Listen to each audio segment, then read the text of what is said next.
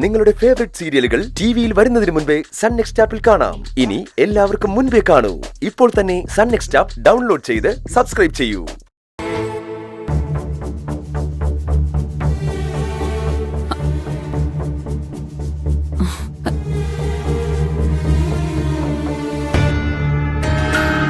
അമ്മേ, എന്തടി അമ്മേ, അച്ഛനെ കാണാൻ ദേവൂട്ടി വന്നിരിക്കുവാ. ആ വന്നോ പണ്ടാരം? അമ്മ ദേവൂട്ടിയോട് വഴക്കിനൊന്നും പോണ്ട. ദേ നൈസായിട്ട് കൂടെ നിർത്തുന്നതാ ബുദ്ധി. ദേ ഇനി ഇതുപോലൊരു അവസരം കിട്ടിയെന്ന് വരില്ല.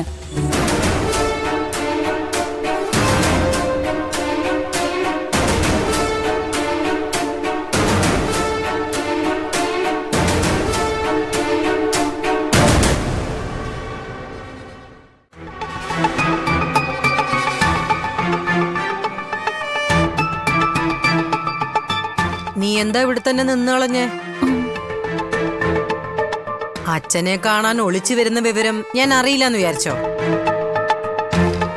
ആ വിദ്യാമ്മയുടെ സപ്പോർട്ട് കൂടിയാവും നീ വീണ്ടും ഇവിടെ പറ്റിക്കൂടാൻ നോക്കുന്നല്ലേ? എന്നാലേ ഇനി അങ്ങനെയുള്ള ഒളിച്ചു കളിയൊന്നും വേണ്ട. അച്ഛനെ കാണാൻ തോന്നുമ്പോഴൊക്കെ നിനക്കിവിടെ വരാം. ഞാനായിട്ട് ഇനി അതിനൊന്നും എതിര് പറയില്ല. പോരെ? നീ മിഴിച്ചൊന്നും നോക്കണ്ട, ഞാൻ കാര്യമായിട്ട് തന്നെയാ പറഞ്ഞേ. എന്താ ഇത്?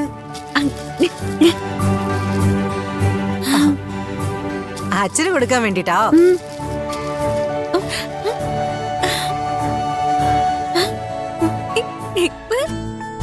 ഞാൻ ഇന്ന് വന്നതേ ഉള്ളൂ ചേച്ചി.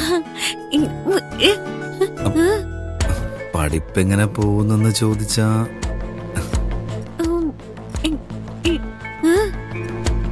എന്തു പറ്റിയെന്നറിഞ്ഞാ നിനക്ക് ഇവനെ സഹായിക്കാൻ പറ്റുമോ? അമ്മയൊന്നും മിണ്ടാതിരിക്കാൻ. ഒന്നുമില്ല ചേച്ചി, പഠിപ്പ് നന്നായിട്ട് പോകുന്നു. കാര്യം ഞാൻ പറയാൻ ദേവൂട്ടി. പരീക്ഷാ ഫീസും ഹോസ്റ്റൽ ഫീസും കെട്ടണം. അതിന് കാശില്ല. 2 ദിവസത്തിനകം എക്സാം ഫീസ് അടച്ചില്ലെങ്കിൽ എക്സാം എഴുതാൻ പറ്റില്ല. എന്റെ കയ്യില് ചില്ലി കാശില്ല. ഇവിടുത്തെ അവസ്ഥയൊക്കെ ഞാൻ പറയാതെ നിനക്ക് അറിയാലോ. എത്ര രൂപ വേണ്ടെന്ന് ചോദിച്ചാ രണ്ടും കൂടി ഒരു 10,000 രൂപയെങ്കിലും ആവും.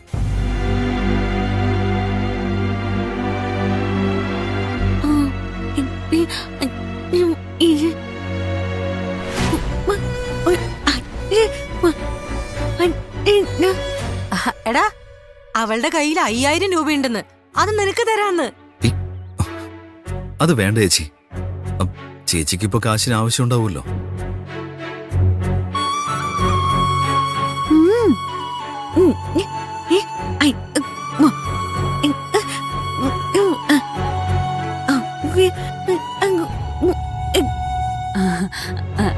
അതെ, 5,000 രൂപ കൊണ്ട് എക്സാം ഫീസ് അടയ്ക്കാനാ ദേവൂട്ടി പറഞ്ഞത്.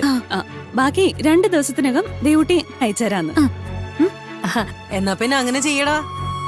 എടാ, നമുക്ക് ഇവിടെ കയ്യിൽ നിന്ന് കടായിട്ട് വാങ്ങാ. കിട്ടുമ്പോ അവക്ക് തിരിച്ചു കൊടുക്കാം. എന്താ?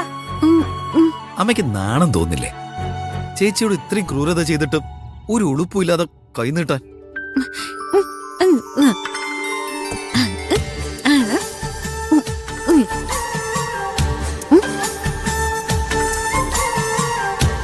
ചേച്ചി,